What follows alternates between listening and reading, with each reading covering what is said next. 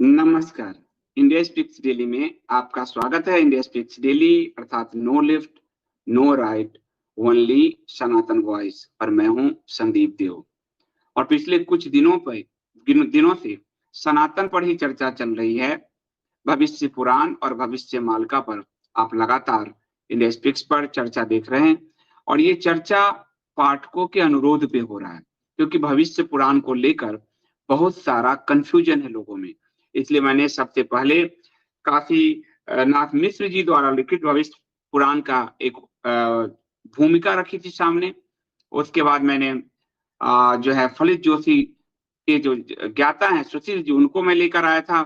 फिर मैंने कल प्रीति जी को आपके समक्ष मैं लेकर आया था और आज हमारे साथ पहली बार किसी चैनल पे जुड़ेंगी श्वेता पुरोहित जी, जो बारामिहिर के मेदिनी ज्योतिष की प्रैक्टिशनर है, उनकी प्रैक्टिस करती है। श्वेता जी, आपका पहली बार इंडिया स्पीक्स पे आने के लिए बहुत बहुत स्वागत है, बहुत बहुत धन्यवाद है।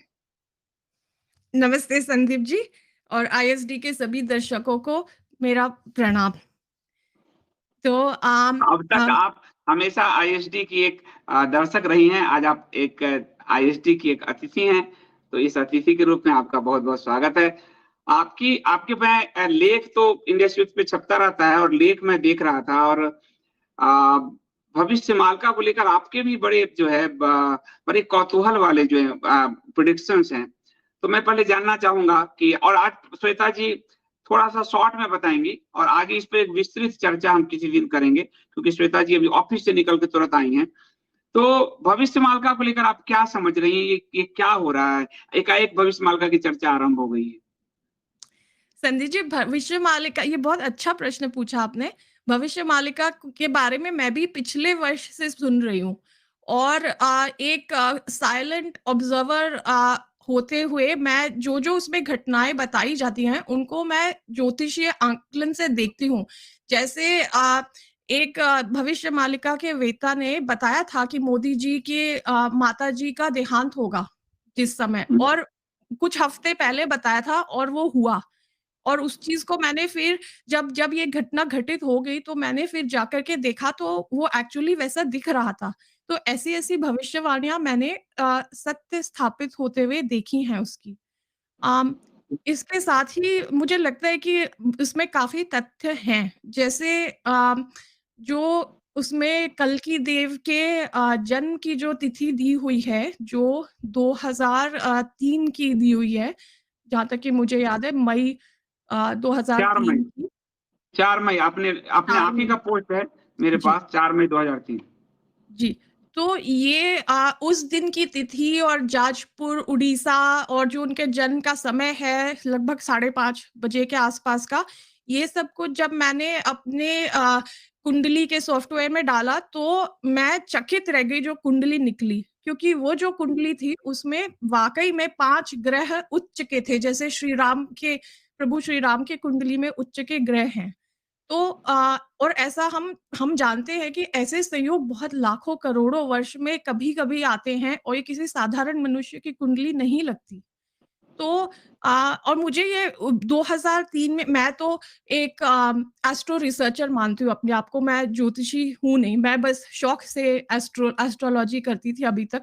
तो 2003 में तो मैं ज्योतिष करती नहीं थी, तो जब ये हुआ होगा तो मुझे उस चीज़ का ध्यान नहीं, और मुझे देख कर के इतना आश्चर्य हुआ कि हम अपने जीवन काल में कल्कि देव विष्णु जी के अवतार को देख पाएँगे, क्योंकि ऐसा संयोग हुआ है, ये बहुत बड़ी एक बात है। और मुझे लगता है जब मैंने वो कुंडली देखी तो मेरे भविष्य मालिका को देखकर सारे डाउट मेरे काफ़ी हद तक के दूर हो गए। मैं विश्वास करने लग गई कि हाँ, ऐसा मैं सही है। आपका मैं आपका पोस्ट पढ़ देता हूँ लोगों के लिए एक बार। जी। श्वेता जी ने लिखा है कि क्या कल्कि अवतार का जन्म हो चुका है? ओडिशा के महान संत पंच सखा की भविष्य मालिका की भविष्यवाणी है इसको लेकर। और दिनांक 4 मई 2003 को भगवान कल्कि का जन्म प्रातः 5:25 पर ओडिशा के जाजपुर विरजा क्षेत्र में कमालपुर महार गांव श्मशान के निकट, जिला जाजपुर के विकास खंड बिंझरपुर के ग्राम पंचायत कल्याणपुर के आश्रित ग्राम संबलपुर जो गोबराई नदी के निकट है, पिता अनंत मिश्र, माता पद्मावती के घर, जो अत्यंत निर्धन परिवार है, उसमें हुआ। भगवान के शरीर पर शंख और चंद्रमा के चिन्ह अंकित हैं। द्वापर युग में बाण जहां लगा था, अर्थात पैर में घाव का निशान है। कदम्ब का पेड़ घर के उत्तरी भाग में है तथा पीपल वृक्ष दक्षिण में है। घर जो झुग्गी झोपड़ी है के पास एक तालाब है जिसमें कमल पुष्प खिले हुए हैं। भविष्य मालिका में लिखा है, ये श्वेता जी ने भविष्य मालिका को कोट किया है कि वैशाख शुक्ल तृतीया शेष लग्न में 5 ग्रह उच्च के होंगे। बृहस्पति कर्क राशि में उच्च का होगा, शुक्र मीन में उच्च का होगा, सूर्य मेष राशि में, मंगल मकर राशि में और चंद्रमा दूसरे घर में होगा। यह श्री राम की कुंडली के समान है। ऐसी कुंडलियां श्री विष्णु के अवतार के लिए संभव है, यानी ऐसा कुंडली नहीं देखने में आता। बलराम का जन्म गोपीनाथ भूमा देवी के घर पर हुआ है। गोपीनाथ का संबंध कर्नाटक राज्य के राजा पद्मकेश्वर से होगा। भगवान कल्कि भुवनेश्वर के खंडगिरी में ध्यान साधना करते हैं, यानी वो अभी गुप्त रूप से ध्यान साधना में हैं। फरवरी 2023 को उड़ीसा के गंजम जिला अंतर्गत महेंद्रगिरी पर्वत पर भगवान कल्कि ने परशुराम से सुदर्शन प्राप्त किया है। यानी इस साल भगवान कल्कि ने और परशुराम जी जो अष्ट चिरंजीवी में है, जो जीवित हैं, उनसे सुदर्शन प्राप्त किया। और द्वापर में भी भगवान कृष्ण ने परशुराम जी से ही सुदर्शन प्राप्त किया था। भगवान कल्कि कनकी कलाकार रामचंद्र अनंग केसरी गजपति के नाम से प्रख्यात होंगे। तो ये आपका श्वेता जी पोस्ट है। और इसके साथ में और भी अगर हम नक्षत्रों से देखें भगवान कल्कि के इस कुंडली को, तो इसमें भरणी नक्षत्र का लग्न बनता है और जिसमें सूर्य भी उच्च का होकर के भरणी नक्षत्र में विद्यमान है। और साथ में बुध, जो हम भगवान विष्णु के कारक ग्रह को मानते हैं, बुध ग्रह, वे भी भरणी नक्षत्र में है। 3 ग्रह भरणी नक्षत्र में। भरणी नक्षत्र यम देव का नक्षत्र होता है, मतलब कल्कि अवतार यम देव, ये बहुत बड़ा एक हिंट दे रहा है हमें। इसके साथ ही अगर हम देखें, मुझे गूज़बम्स हो रहे हैं जैसे मैं ये बोल रही हूँ।